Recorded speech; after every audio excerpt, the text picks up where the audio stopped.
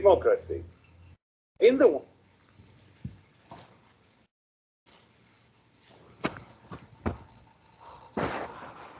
Disculpen, no sé si me están escuchando en esta máquina.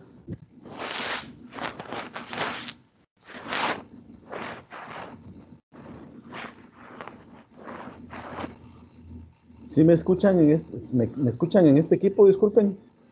Sí, se escucha. Gracias, disculpen, es que me tuve que cambiar porque no tenía luz, entonces puse una máquina que usaba batería, pero también ya está con poca señal. Les pregunto, ¿qué les pareció el video? Si alguien tiene algunos comentarios que quiera hacer.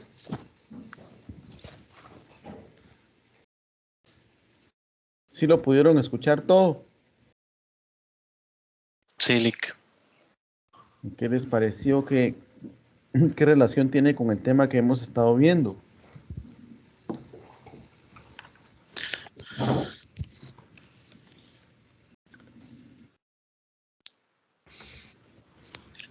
Aplicado, digamos, a lo que, lo que yo considero, lo que yo veo aplicado a nuestra realidad acá en Guatemala, creo que algún tipo de regulación de ese tipo hace falta internamente para manejar una competencia equilibrada y una competencia justa en el mercado nacional.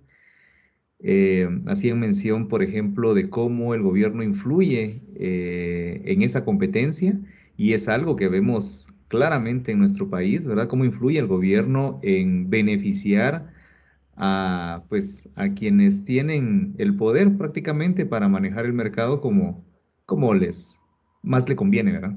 Ajá. Como yo lo vi aplicado a nuestra realidad. Muchas gracias, Willy. ¿Y vieron la importancia que tiene los mercados sobre la sociedad? Porque decía esta señora que si confiamos en los mercados, podemos confiar en la sociedad, pero si no, si los mercados no son confiables, toda la sociedad se ve impactada. Adelante, Eric Fernando, buenas tardes. Puede ser, Lick.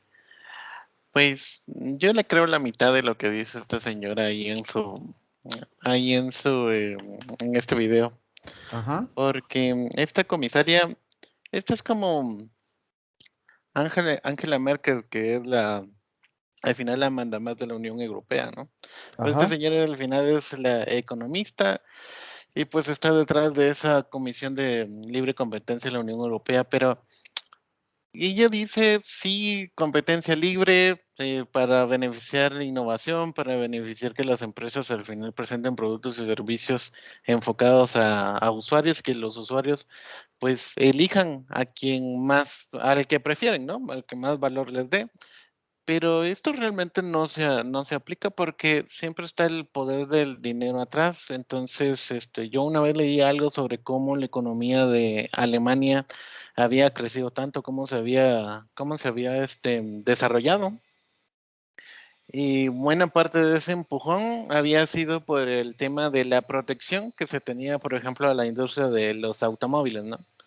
Donde ellos vinieron y le ponían impuestos a todo fabricante, a toda marca que quisiera entrar de ese producto a Alemania, y con esto pues simplemente le cerraban la puerta o le ponían bloqueos a quien quisiera entrar, mientras que ellos podían pues cubrir todo el mercado, desarrollarse, y a la vez les fue tan bien que comenzaron a crecer internacionalmente, ¿no?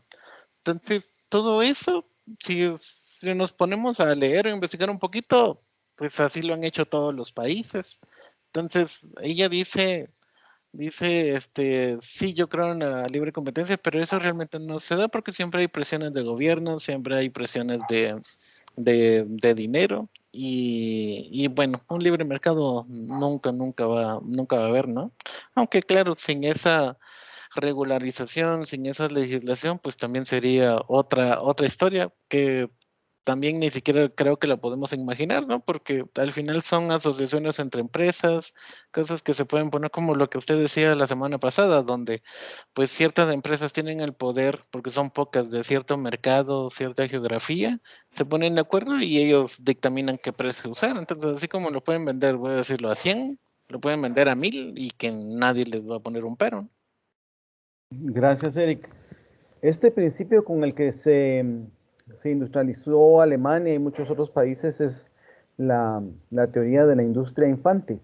El impulsor fue un teórico fue como hace 2, 3 siglos, se llama Federico List. Y ellos proponían la creación de industrias, ¿verdad?, en ciertas regiones. Y para eso establecían algunas medidas proteccionistas. Aquí en Centroamérica se hizo en los años 70, ¿verdad? Y así fue como surgieron algunas industrias. La gran industria de neumáticos aquí en Guatemala, la Ginza, la Goodyear en Costa Rica. Aquí también surgió Cavisa, que era la empresa que fabricaba envases de vidrio, que ahora tiene otro nombre, ¿verdad? Surgieron en ese proceso de integración centroamericana y donde se trataban de impulsar algunas industrias. Pero sí, interesante del video que, digamos, ver yo esta semana estuve buscando el video de hoy. Vi, por ejemplo, el manejo de las farmacéuticas a nivel mundial y el poder que tienen. Vi algún video sobre Google y los buscadores para la inteligencia artificial. Ahora, los motores de búsqueda que hay y cómo la información se monopoliza, ¿verdad? Facebook y este grupo.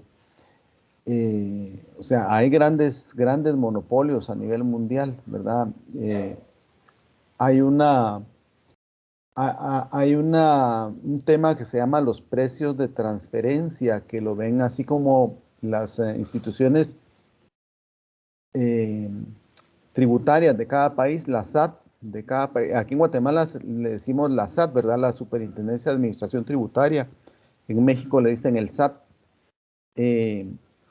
Ven este tema de los precios de transferencia porque estas empresas mundiales manejan los impuestos de tal manera que no pagan impuestos en varios países cuando hacen transferencias u operaciones internacionales, ¿verdad? Entonces, hay un poder muy grande de este tipo de empresas, ¿verdad? De los monopolios, los oligopolios. Y yo pues les quise trasladar hoy este video para que hiciéramos un poco de reflexión acerca del papel de los monopolios y los oligopolios en el mundo, ¿verdad? Y la influencia que tienen. Cuando uno ve los temas en el libro y los vemos en la clase, parecieran que son temas que no tienen mucho impacto, pero la verdad es que sí lo tienen, ¿verdad? Miremos aquí en Guatemala cómo se maneja el tema de los precios de los combustibles, que yo creo que ayer salió una noticia que había subido como 50 centavos el galón de gasolina. No sé si ustedes se dieron cuenta. Porque son oligopolios, ¿verdad? Y que tienen además la participación del Estado, ¿verdad? Si no, no pudieran hacer esas subidas de precios tan fácilmente, ¿verdad? Entonces, importante el tema de los monopolios. Y vamos a ver una presentación, yo les traigo una presentación para hoy.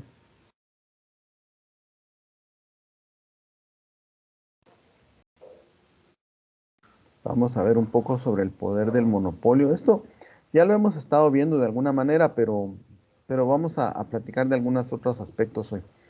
Este es un resumen del capítulo, creo que es el 12 en el libro, en donde vimos el tema del monopolio, ¿verdad? Y aquí pues copié las definiciones más importantes, que es monopolio, monopsonio y poder del mercado, ¿verdad? El poder del mercado dijimos que es la capacidad que tiene una empresa o un vendedor de fijar el precio, ¿verdad? De poder influir en el precio. Y el monopolio, que es el mercado en el cual hay muchos compradores y solo hay un oferente, ¿verdad? Y eso le da todo el poder a él de decidir. Y aquí vemos en esta gráfica que siempre la maximización de ganancias de las empresas se da en el nivel en donde el ingreso marginal es igual al costo marginal, ¿verdad? Igual que en la competencia perfecta, el monopolista elige la cantidad que va a producir, ¿verdad? El nivel de producción, con la diferencia que aquí, en lugar de que el precio sea un precio que está dado en el mercado, dependiendo de esa cantidad a producir, va a ser el precio, ¿verdad? Porque la empresa enfrenta a la curva de demanda, ¿verdad? Esta curva celeste, aquí donde está el cursor, es la curva de demanda del mercado y de la empresa, ¿verdad? Y al mismo tiempo es la curva de ingreso medio, ¿verdad? Porque a cada nivel de producción, si la empresa vende esa cantidad de producto, va a significar que vendió las unidades al precio que encontramos en el eje de Y, ¿verdad? Y luego pues se deriva la línea de ingreso marginal, ¿verdad? Que es esta línea un poco más oscura y que nos representa el precio al cual se vende la última unidad a cada nivel de producción, ¿verdad? Y eso es porque la empresa, como está enfrentando a la curva de demanda del mercado para vender más, tiene que bajar el precio. Y entonces aquí lo que hay es una ilustración. Supongamos, vencemos en estos niveles de producción previos aquí a Q asterisco, ¿verdad? Y aquí lo que vemos en esta parte es que, digamos, si hubiera escogido este nivel de producción Q sub 1, esas últimas unidades de producción le hubieran costado en promedio, aquí donde este eje se cruza con el costo medio, le hubieran costado este costo medio, ¿verdad? Este costo cada unidad, aquí donde está el cursor, y las hubiera vendido a este precio. O sea, ahí hay unas ganancias bastante elevadas en promedio. Pero todavía esa empresa hubiera tenido la posibilidad de seguir produciendo más, que es hasta llegar a Q sub asterisco, y obtener ganancias de esas unidades adicionales aquí en Q sub 1. Por eso aquí está marcado en rosado, sombreado en rosado, esta parte que dice que son beneficios perdidos por producir poco. Digamos, si hubieran ganado, si hubieran estado ganando, ¿verdad? Hubieran ganado esta diferencia entre el costo marginal y el ingreso marginal a esas últimas unidades.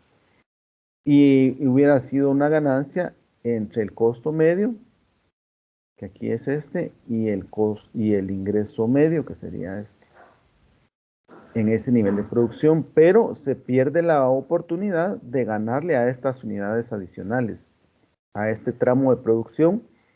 ¿Por qué? Porque ahí el costo marginal es más bajo que el ingreso marginal, ¿verdad? Existe esta porción, ¿verdad? Que refleja que a esas unidades todavía se les puede ganar, ¿verdad? Entonces, la idea es que la empresa produzca todas, entiéndase, todas las unidades de producción en donde pueda obtener ganancia. Y en unas va a obtener más ganancia, ¿verdad? Como estas que están aquí antes, estas le representan más ganancias a la empresa. Y estas cada vez menos, ¿verdad? Cada vez que produce le gana menos, pero la idea es que la empresa ingrese a sus cajas hasta la última ganancia posible. Ahora, ¿qué pasa? Miren, este triángulo que está sombreado en celeste dice beneficios perdidos por producir demasiado y vender a un precio bajo, a un precio demasiado bajo. ¿Por qué? Porque aquí, digamos, aquí en este Q sub 2, si uno hace este eje vertical, encuentra que el precio o el ingreso medio es P sub 2 y el costo medio es este, pero si vemos el costo marginal aquí es más alto que el ingreso marginal. Es decir, que esas últimas unidades se vendieron a un precio más bajo que el costo que representó producirlas a esas unidades. Entonces, a esas unidades la empresa le está perdiendo, ¿verdad? Entonces, por eso aquí se señala este triángulo sombreado como las pérdidas por producir de más, por producir demasiado, ¿verdad? Entonces, aquí se trata de explicar cómo es que se maximizan las ganancias en un monopolio. Y aquí está unas gráficas que esas ya las hemos visto con ustedes antes, ¿verdad? Que es a la izquierda está la gráfica con la curva del costo total, que es la roja, la curva del ingreso total, que es la celeste, y las ganancias en azul. Ahora, en la curva de la derecha, está la curva de costo marginal, que es esta. Aquí la pusieron como una línea recta. La curva de costo medio, que es esta. Y tenemos la curva de ingreso medio y la curva de ingreso marginal, ¿verdad? Entonces, donde se maximizan las ganancias es donde se cruza ingreso marginal y costo marginal, que es acá. Y ahí se fija el nivel de producción que va a maximizar las ganancias, ¿verdad? Entonces, aquí dice beneficios. Los beneficios, todo este triángulo aquí sombreado de rosado. ¿Por qué? Porque a este nivel de producción de 10, la empresa va a producir a un precio medio, a un costo medio de 15. Y el ingreso es de 30, o sea, se vende a 30, pero el costo es 15. ¿Y cuántas unidades son? 10. Entonces, ¿de cuánto son las ganancias? Digamos aquí, ¿de cuánto es el ingreso? A un precio de 30 se venden 10 unidades, es 300, ¿verdad? Y a un precio de 15, perdón, a un costo de 15 se producen 10 unidades, el costo es 150, o sea, la ganancia es de 150. O lo podríamos calcular así, ¿verdad? El ingreso medio, 30, menos el costo medio, 15. ¿Cuánto queda de utilidad media ahí? 15. ¿Por cuántas unidades? Por 10. La ganancia es de 150. No sé si les queda claro cómo calcular las variables, ¿verdad? El costo medio, el ingreso medio aquí de esta gráfica, y partiendo de eso, calcularlos en ingreso total y costo total y calcular ahí la utilidad total. Les pregunto, ¿alguien quiere que repitamos esa parte?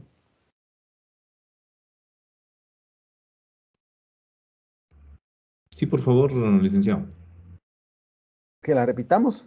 Sí, sí, ¿O gracias. seguimos? Bueno, como les decía, aquí tenemos esta curva de maximización de ganancias con los instrumentos medios y marginales, ¿verdad? Y hay cuatro curvas. La curva del ingreso medio, del costo del ingreso marginal, la curva del costo medio y la curva del costo marginal, ¿verdad? Entonces, se dice que las empresas maximizan sus ganancias en donde el costo marginal se iguala con el ingreso marginal, que para este caso es aquí donde está el cursor.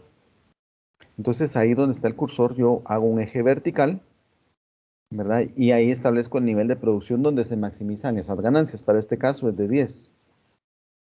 Entonces, en ese mismo eje vertical, yo puedo escoger o puedo ver cuáles son los valores que obtiene el ingreso medio y el costo medio a ese nivel de producción. Entonces, en ese eje veo que aquí, en la línea de ingreso medio, se cruzan y ahí hago un eje horizontal hacia el eje y encuentro un valor, ¿verdad? Que es 30. ¿Qué quiere decir eso? Que a un nivel de producción de 10, el ingreso medio o precio es de 30. Y puedo hacer lo mismo con el costo medio, ¿verdad? Hacemos este eje vertical y encontramos aquí que se cruzan aquí. Y entonces aquí buscamos el valor en el eje de Y y vemos que el costo medio es de 15. ¿Verdad? Entonces, como tengo los datos de ingreso medio y costo medio, puedo calcular las variables totales, pasarlas de medio a totales. ¿Y cómo las paso a totales? Solo las multiplico por el nivel de producción. Entonces, tenemos 30 de ingreso total, perdón, 30 de ingreso medio. Y eso lo multiplico por 10 unidades producidas. Entonces, es decir, cada unidad la vendía a 30. Cada una de estas 10 unidades las vendía a 30. ¿Cuánto es mi ingreso total? 10 por 30, 300. Y luego encuentro aquí que puedo buscar el costo total. ¿Y cómo lo calculo?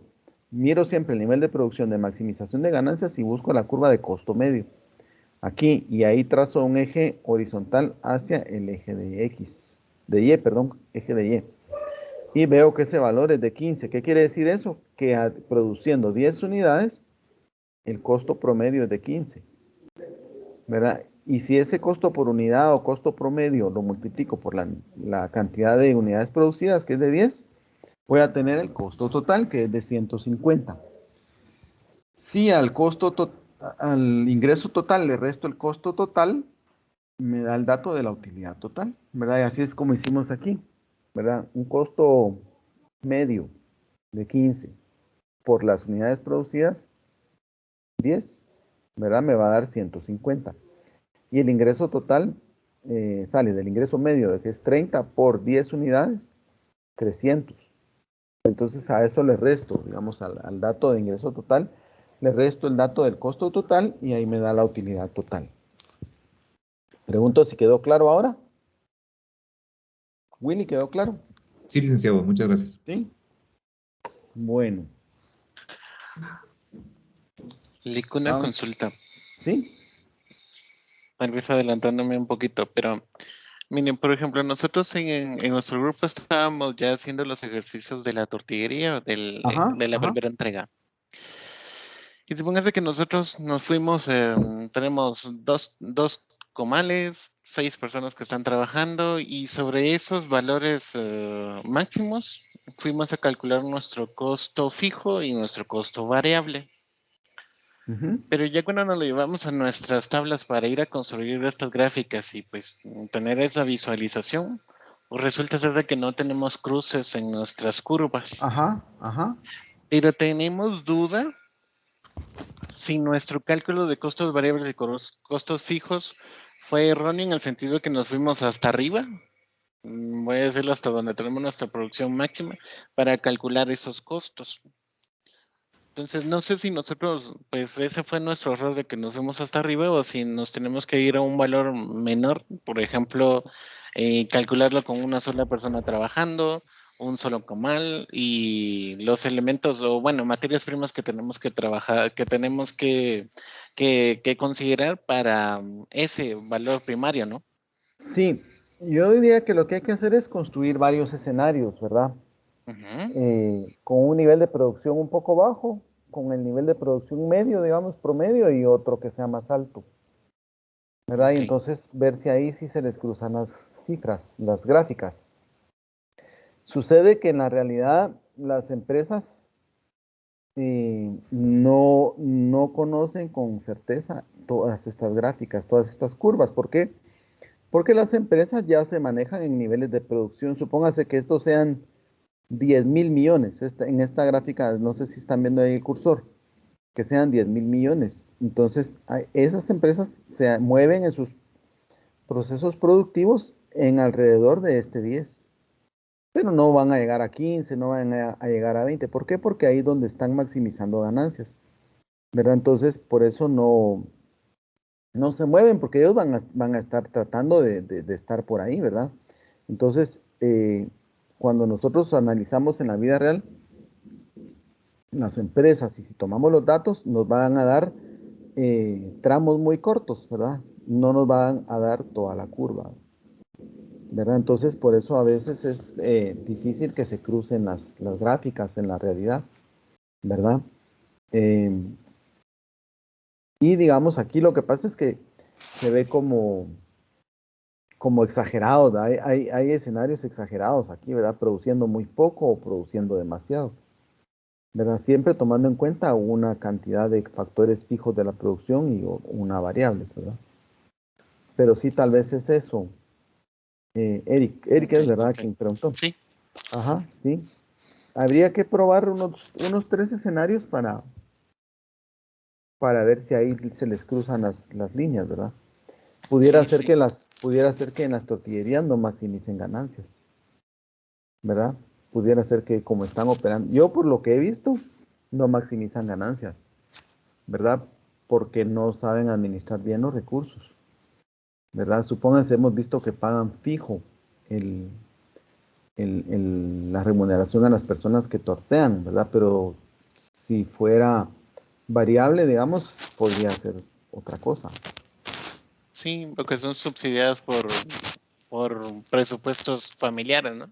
Exactamente. Y otro fenómeno que se da en las empresas aquí en Guatemala, que en Guatemala tenemos muchísimas microempresas, es que no se remunera el trabajo de las personas, ¿verdad? Digamos, ¿qué pasa con el dueño de la tortillería? Tal vez no tiene un sueldo, ¿verdad? Sino que él se va quedando, o ella se va quedando con las ganancias de una vez, pero en el costo no incluye el ingreso que esa persona debería de tener, ¿verdad? Un salario, digamos, un salario mínimo o mayor, ¿verdad?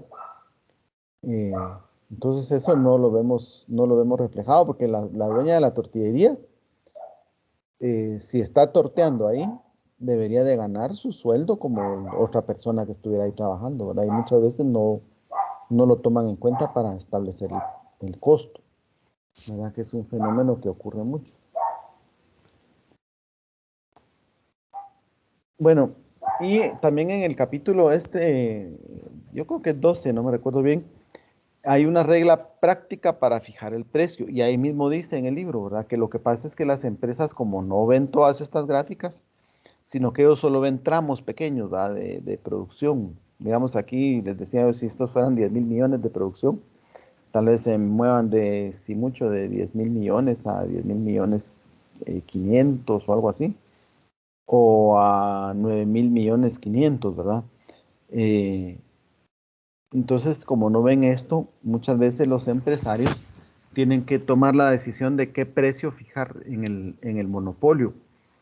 Pero ¿cómo lo hacen? Porque no conocen todas las gráficas, ¿verdad? Lo que les decía yo, que en la realidad las empresas no pueden ponerse a producir casos extremos, ¿verdad? Entonces, aquí hay una explicación que es un poquito complicada si uno lo mira desde el punto de vista algebraico, ¿verdad? Y hay un desarrollo ahí de las fórmulas, pero al final lo que tratan con la fórmula que está aquí, lo que hacen es igualar esto, miren, que está aquí donde estoy señalando, lo que hacen es igualar el ingreso marginal con el costo marginal y encontrar así el precio, ¿verdad? Entonces ellos aquí calculan o lo que hacen es que establecen que el ingreso marginal es igual a la variación del ingreso total dentro de la variación en el nivel de producción, que es lo que hemos visto nosotros en nuestra clase.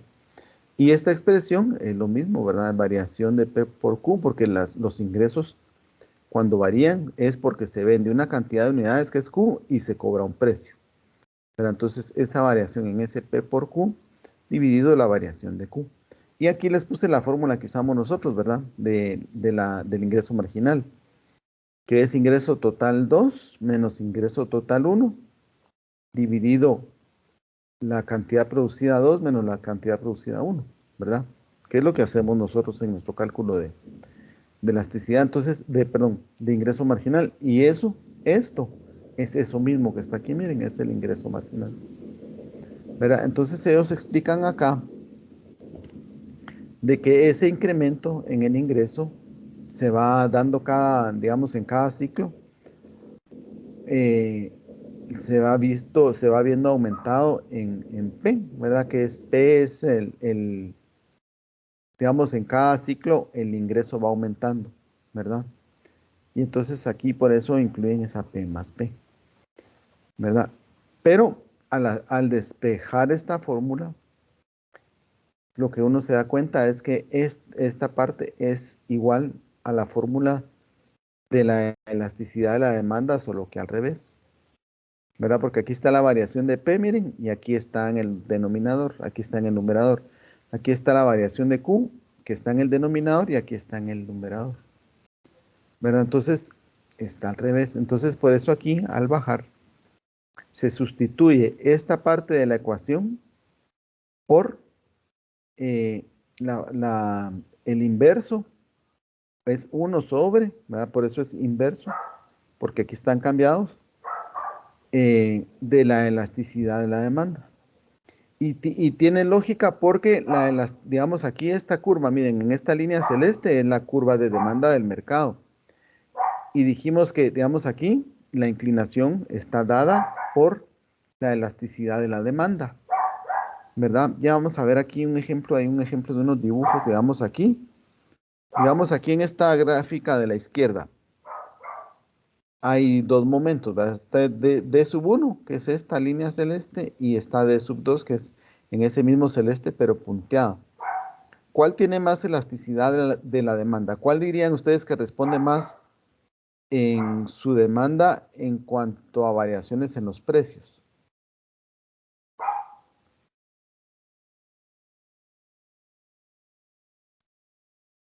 ¿Cuál tiene ahí más elasticidad de la demanda?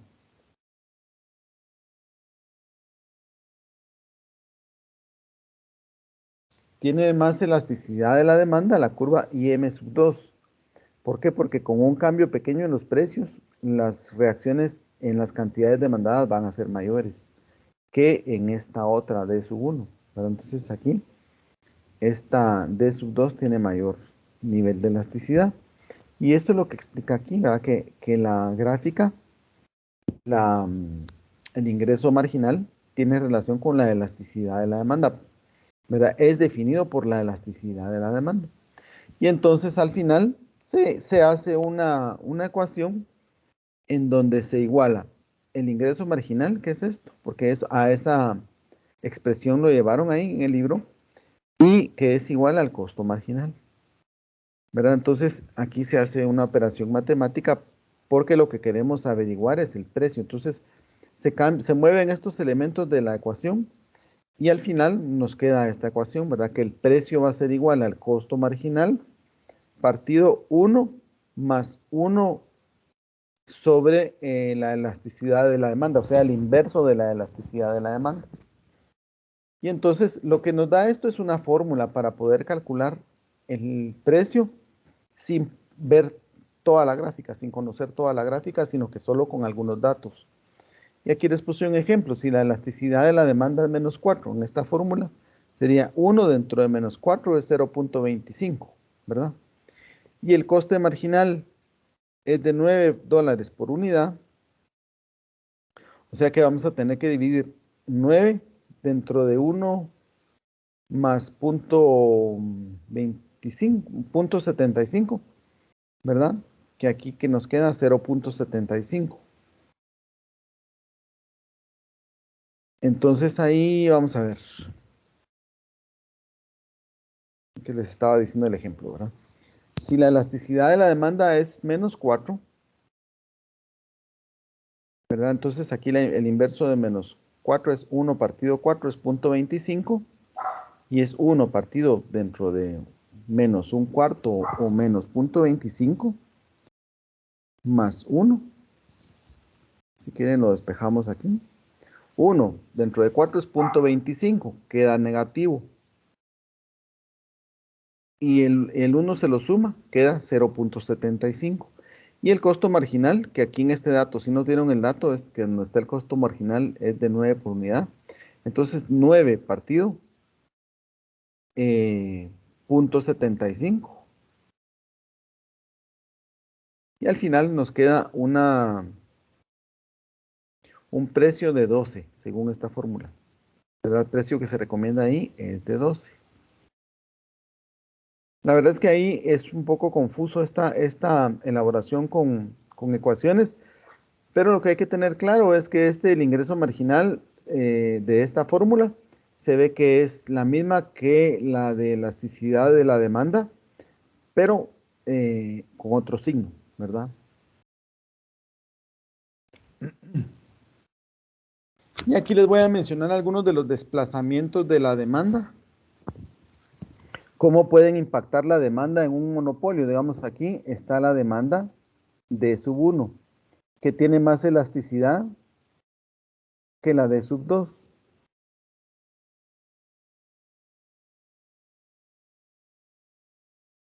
Perdón, ahí la D sub 1 tiene menos elasticidad que la D sub 2. La D sub 2 tiene reacciones más fuertes en el eje de X cuando cambia el precio, ¿verdad? Entonces aquí puede ser que una empresa vea que su demanda se disminuye, ¿verdad? Disminuye y se vuelve más elástica. Entonces, pudiera ser que cuando a veces hay cambios en los precios, se den lo que se llama sustituciones o efecto sustitución, en donde las personas van a cambiar unidades de un bien por otro, pero en este caso,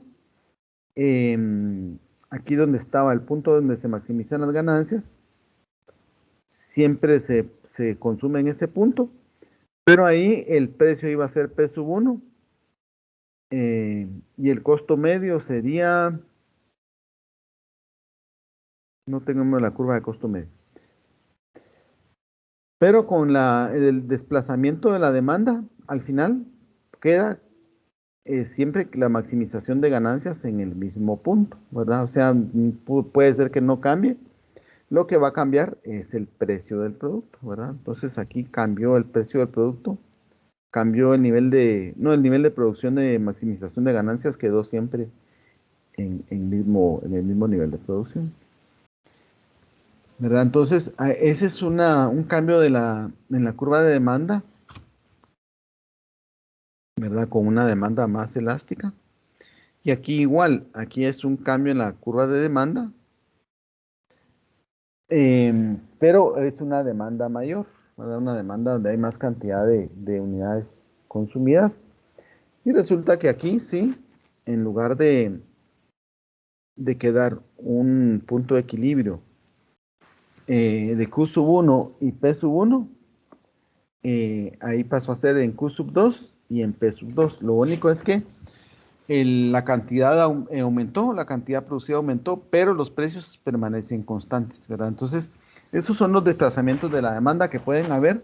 Al final, creo que el impacto depende del grado de elasticidad de la demanda que exista, ¿verdad? Y de la relación de ese con ingreso marginal y costo marginal. Aquí vemos el efecto de un impuesto, que lo que aquí teníamos, digamos, una curva de demanda, o sea, no siempre tienen que ser rectas, ¿verdad? Una curva de demanda y aquí estaba la curva del ingreso marginal. Y el marginal se cruza con el costo marginal aquí. Entonces el nivel de producción es ese Q sub 0, pero el costo de producción aquí se sube más el impuesto a esta suma P sub 0, ¿verdad? Y entonces lo que vemos aquí es que con el impuesto, al subir el costo de producción, la curva de costo marginal cruza ahora a la de ingreso marginal en un punto de producción menor que el anterior cuando no estaba el impuesto. Entonces, los efectos en los impuestos o de los impuestos en estos mercados es que se produce una menor cantidad y suben los precios, porque aquí era un precio P sub 0, miren, y ahora es P sub 1, ¿verdad? Ahí aumentó el precio. Y luego hablar de que las fuentes de poder del monopolio son la elasticidad de la demanda del mercado, porque algunas veces mientras menos elástica sea una demanda de mercado, más poder va a tener la empresa de monopolio, porque la gente va a querer consumir su producto independientemente del precio, ¿verdad? Eso le da poder a una empresa, el que la gente siempre esté dispuesta a comprar el bien que ellos venden. También el número de empresas que hay en el mercado puede depender el grado de poder del monopolio. Si hay más empresas vendiendo el mismo producto, eso le quita poder a la empresa, ¿verdad? En cambio, cuando uno es el único, tiene mucho poder. Y luego la relación entre las empresas, ¿verdad? Porque si son dos empresas, es un oligopolio, puede ser que estén de acuerdo en muchas cosas o que no se pongan de acuerdo, ¿verdad? Que estén en una guerra de precios o en una guerra constante. Y luego está aquí el índice de Lerner. Es el índice de Lerner, ya lo vimos nosotros para medir el poder del monopolio y que se mide como una proporción del precio que constituye a la diferencia de precio y de costo marginal, ¿verdad? Eso indica mayor grado poder de monopolio, ¿verdad? Mientras más grande sea ese indicador.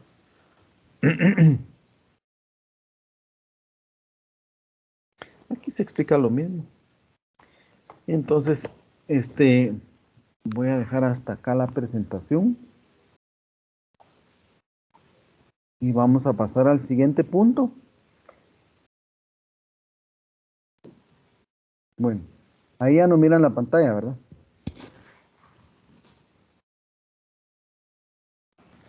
Yo recibí algunos de los trabajos como informes parciales de la maximización de ganancias. Y les quiero pedir a quienes los mandaron que me cuenten cómo van, cómo les fue. Si tienen dudas. Yo recibí, vamos a ver si están aquí, si son de este grupo. Alexander, Icute, Adriana, Ana Luz y Abner, ¿no? Ellos son del otro grupo, ¿verdad? Sí, yo creo que son otro grupo, Lick, porque nosotros tenemos fecha 8 de noviembre. Ah, pero 8 de noviembre es la entrega final. Esta era solo una parcial. Aquí está Dania, Coren y Jimena. Ellas tampoco son de este salón. No, bien, nosotros sí. Nosotros, Sí. yo por eso estaba esperando así de repente y nos llama, dije yo. Ajá. ¿Cómo les fue? Vi el video de la entrevista que le hicieron a la señora. Sí, Ahí la señora solo en esta entrevista les iba a hacer la observación de que ustedes les dicen, le preguntan, mire, ¿cuánto producen a mediodía? Un domingo a mediodía. sí, qué montón. La verdad Ah, es de que también es como porque también está en un punto céntrico, o sea, tiene bastante afluencia de clientes. y dijo ella que vende 500 quetzales diarios, ¿verdad? De tortillas. Sí, es un montón, la verdad. Ahora, ahí vi que sesgaron ustedes la pregunta. Yo como trabajo haciendo investigaciones, ¿verdad? A veces uno comete el error de sesgar las preguntas o sesgar las respuestas o orientarlas, porque vi que ustedes le preguntaron, mire, ¿cuánto vende de tortillas un domingo a mediodía? Y ella les da el dato, pero no sabemos si el día que más vende es el domingo, ¿verdad? Sí, Y fíjese que lo hicimos así porque no queríamos como que confundir también a la entrevistada, como pues usa un poco de términos, nosotros utilizamos términos un poquito más completos, ¿verdad? técnicos, ajá. Ajá. Sí, pero Entonces, en general vi que van bien. bueno, Vi que bueno. van bien, porque ahorita solo era del proceso de producción, que eso ya lo habían hecho ustedes, ¿se recuerdan? Ajá, sí, sí, sí. Y hablar de los costos.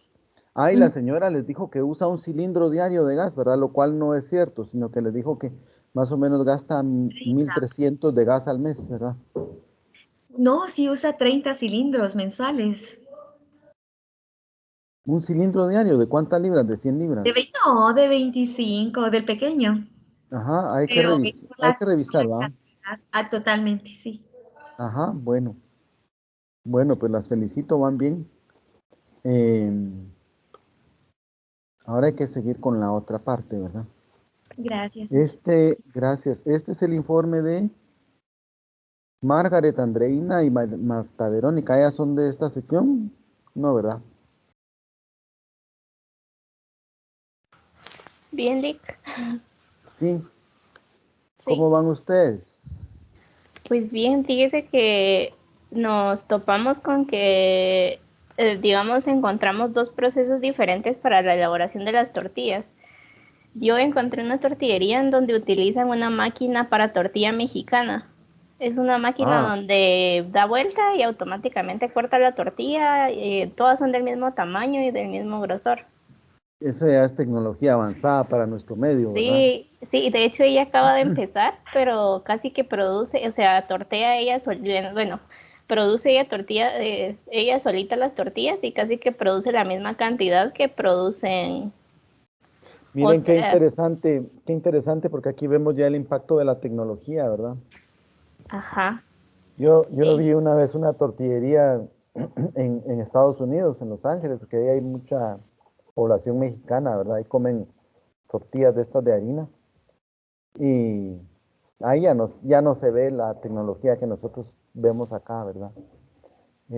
Son máquinas industriales y producen volúmenes muy elevados, ¿verdad? Qué interesante y qué bueno que tienen dos tortillerías ustedes, ¿verdad?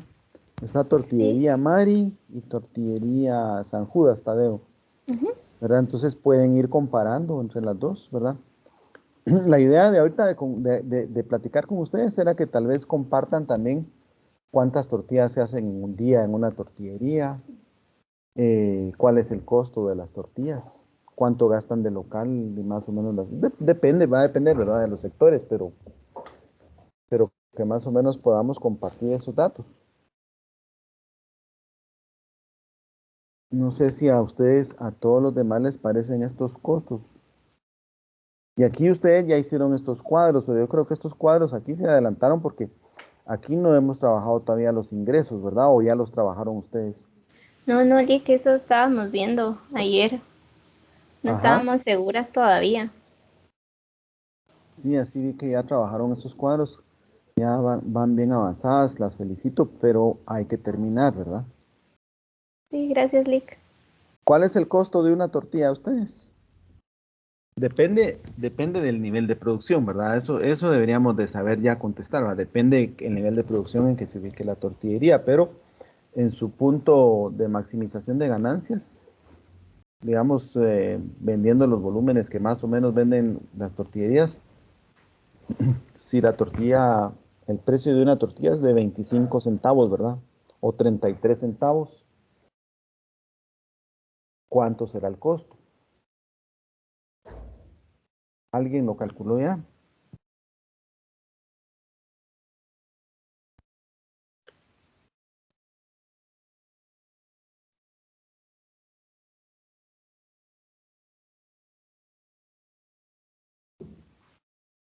Ay, les voy a enseñar aquí bien interesante, porque aquí pusieron fotos del proceso de las tortillas, pero pusieron una foto de un muchacho que reparte tortillas, ¿verdad?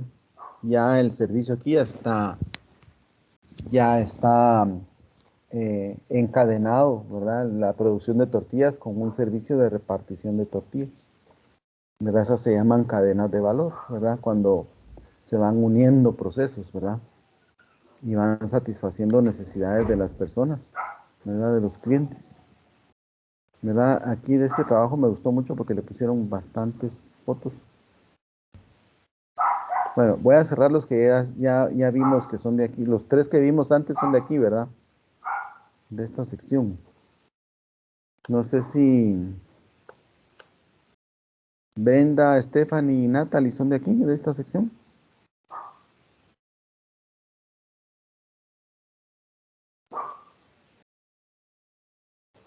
Interpreto su silencio como que no. Y aquí tengo otros trabajos.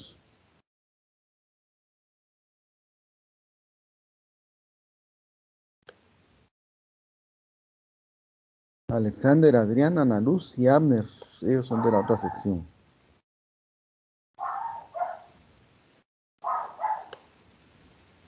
Aquí está Dania. El de Dania ya lo habíamos visto, ¿verdad?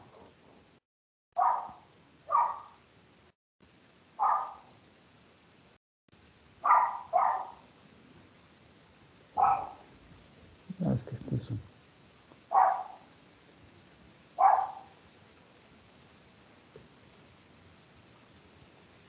Este es el de...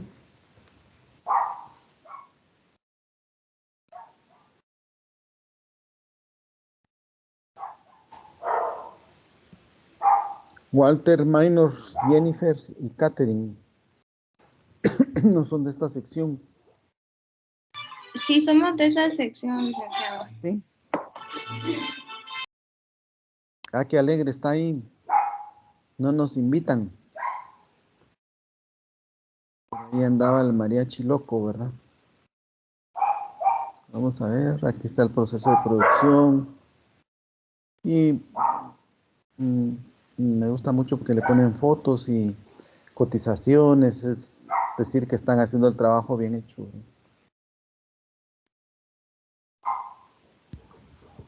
Ahí están ustedes, alguno de ustedes es el que está ahí torteando, ¿no? No, licenciado, nosotros no aparecemos ahí, pero sí son fotos de la tortillería que estamos trabajando. Ah, qué bueno. Bueno, a ver si cuando terminen los trabajos estamos en capacidad de ir con las señoras de las tortillerías a hacerles algunas recomendaciones, ¿verdad? Eso sería fabuloso, ¿verdad? Como les he dicho, imagínense que nosotros hacemos que nuestras vecinas o que las señoras, nuestras proveedoras de tortillas, eh, logren empresas más rentables, ¿verdad? Eso sería fenomenal, ¿verdad?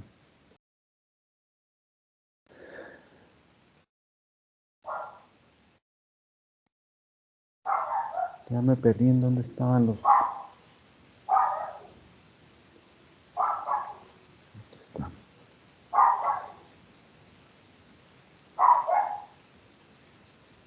Y este es el de... Este creo que ya lo habíamos visto. Ah, es el de la otra sección, creo yo, ¿verdad?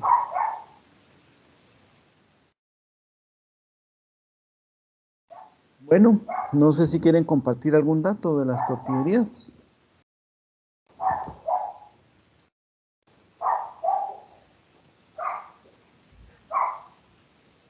No quieren compartir nada. Que ustedes no son estudiantes de auditoría para ser así tan estrictos con su información. Nosotros cuando estudiábamos, cuando yo era estudiante de economía, nos burlábamos de los de auditoría, porque ahí ni en el examen se daban copias. No había solidaridad, ¿verdad? En cambio, en los de administración y en los de economía sí había solidaridad. Bueno, entonces dejamos la clase hasta aquí. Por favor, estén pendientes del portal. Es muy probable que les ponga una lectura para la otra semana. Y por favor, sigan trabajando el tema de las tortillerías.